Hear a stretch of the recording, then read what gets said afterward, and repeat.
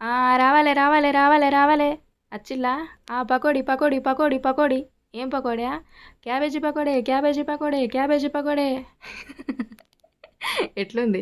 వస్తుంది కదా. అయితే దీన్ని కట్ చేసి ఎడిట్ చేసి పెట్టుకునేరు. ఆ పని అయితే చేయకండి, వచ్చిన వాళ్ళు అటే పోతారు. సో హాయ్ అండి, వెల్కమ్ టు దావత్ దిల్సే.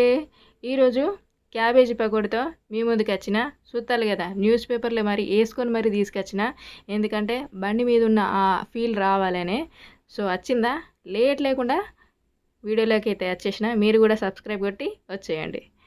ఒక బేషన్ తీసుకొని ఫస్ట్ అయితే నీట్గా కడిగి పెట్టుకున్న క్యాబేజీని దాంట్లో వేసుకుందాం. ఒక పావు కిలో క్యాబేజ్ తీసుకున్న, దాన్ని పొడుగ్గా కట్ చేసుకుంటే పకోడీకి సూపర్గా సెట్ అవుతుంది. అంతే, మరి చిన్న చిన్న ముక్కలు చేయకండి మంచూరియన్లా, అట్లా కాకుండా పొడుగ్గా కడిగేయండి. అట్లనే 2 రెమ్మల కరివేపాకు, దాంతోపాటే కొంచెం పచ్చిమిర్చి, కొత్తిమీర, అల్లం ముక్కలు, 2 ఇంచుల అల్లం ముక్క. మీరు పచ్చిమిర్చి ఎంత తింటారో అంత వేసుకోండి, నేను ఒక 4-5 వేసుకున్నా. అట్లనే కొత్తిమీర, 2 చెంచాల కారం కూడా పడేస్తాను. మీరు ఒకవేళ తక్కువ తింటే దీన్ని స్కిప్ చేయొచ్చు.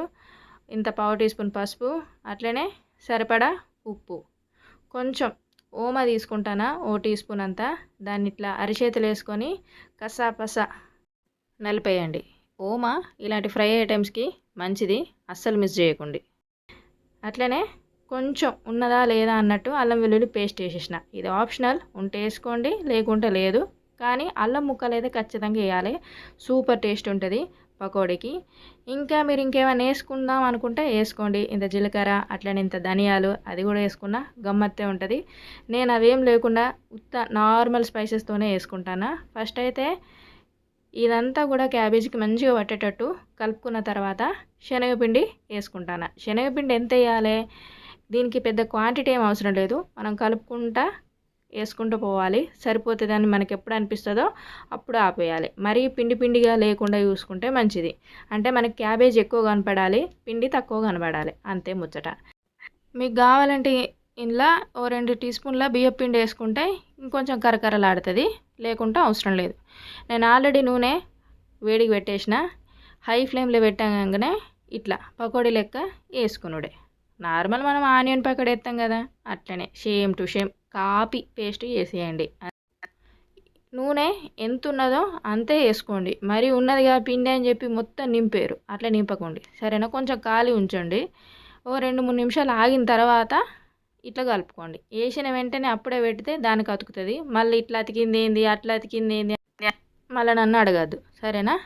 ఇక దీన్ని అటు ఇటు కలుపుకుంటా ఆనే ఉండండి, ఎందుకంటే హై ఫ్లేమ్లో పెడతాం కాబట్టి తొందరగా మాడిపోతుంది. కాబట్టి జస్ట్ ఒక 5 నిమిషాల ముచ్చటే కాబట్టి ఆనే ఉండి గిట్లా కలుపుకుంటా గీ కలర్ వచ్చే వరకు చూస్తాను కదా, మంచిగా ఎర్ర కలర్ వచ్చే వరకు ఇట్లా వేపుకోండి.